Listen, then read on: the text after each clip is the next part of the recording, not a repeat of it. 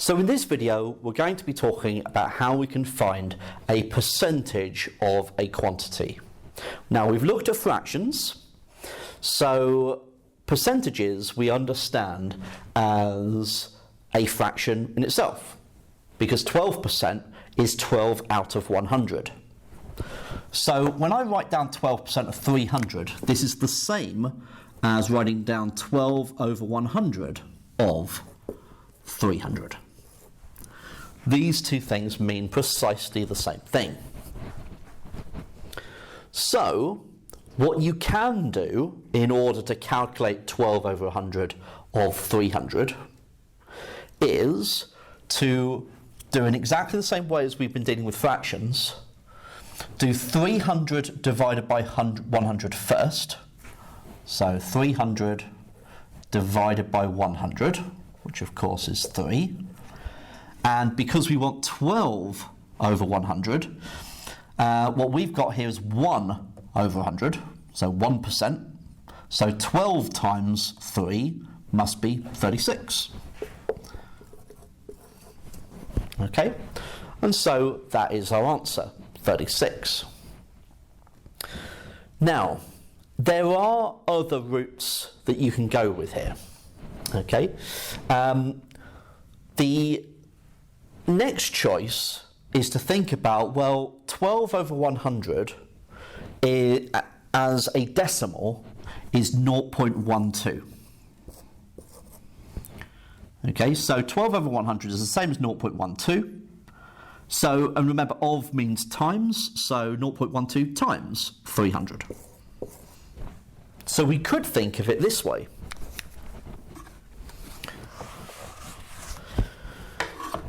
So you could do 300 times by 0.12.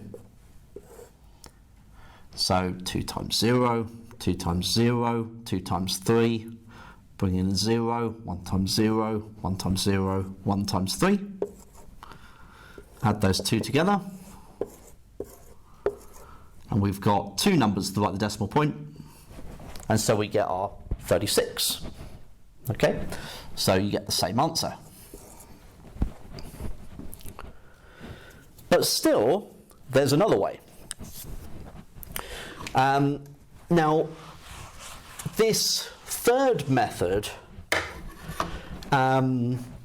is often taught as a way of really being able to break this down into an addition problem rather than a multiplication problem. Now, this can come out of weaknesses with times tables. So if you're not very strong with your times tables, you may prefer this third method. Okay? So, the alternative method is, first of all, thinking, well, what is 12%? Well, 12% is the same as 10% plus 1% plus 1%. Okay, so you're breaking it up into percentages that you can find easily. So 300, well, 10% of that is 30. And 1% is 3. So actually you can work it out by adding together 30, 3 and 3, which is your 36. Now, you can go about it this way. Really depends on how confident you are with your times tables, because if you're confident with your times tables, then this method becomes a bit more kind of redundant, especially if you're trying to work out 87%. Multiplying by 0.87 may well be quicker than working out 10% 8 times, and then maybe a 5% and then two 1%, for example, and adding all those numbers together. Okay?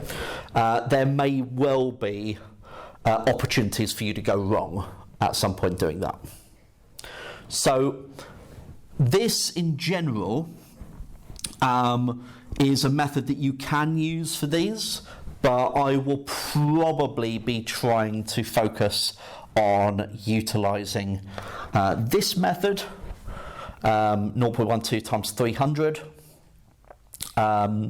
rather than dividing by 100 and then multiplying through by 12, because in the long run that can get a little bit arduous doing it that way. But these two methods are fairly similar, okay?